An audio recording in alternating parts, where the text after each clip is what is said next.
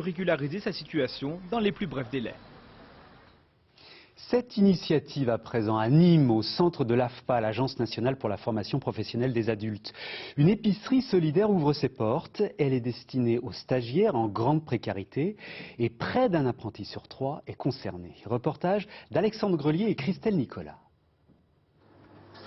À 40 ans, Fred est en reconversion professionnelle pour devenir électricien. Aujourd'hui, il fait ses courses. Yes. Une crudité, Ça. taboulé, carottes. Allez, et c'est bon.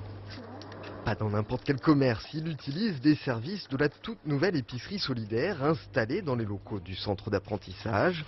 Des petits prix, mais pas seulement. Yes, merci. L'économie est plus grande que ça parce que ça nous évite de prendre la voiture, de partir, de faire le tour en fait de tous les magasins. On trouve tout ici, c'est très très varié. Il y a des produits frais, c'est bien pensé, il y a des produits pour l'hygiène, il y a de la viande, il y a des salades, il y a tout quoi. Une offre complète dans le magasin qui est achalandé par la Banque alimentaire du Gard. Donc là, vous avez tout ce qui est hygiène. Ici, tout ce qui est produits d'entretien. C'est elle aussi qui détermine les critères économiques pour accéder à l'épicerie, Un vrai petit magasin quoi. Mais c'est un magasin. en calculant le reste à vivre des étudiants, c'est-à-dire la somme qui leur reste une fois toutes les factures payées. Ça dépend du nombre de personnes dans la famille, bien évidemment.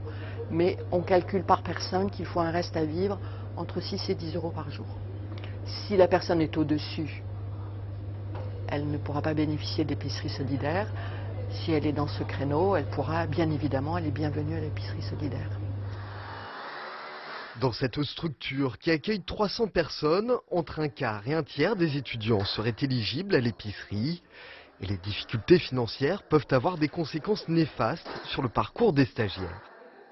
Si il est en difficulté dans sa mobilité, s'il est en difficulté effectivement et qu'il n'est pas en capacité de se nourrir au quotidien ou correctement, il ne pourra pas de toute façon mener son parcours de formation au bout du bout.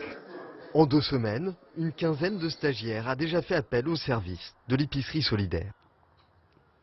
Montpellier en opération séduction à Bruxelles.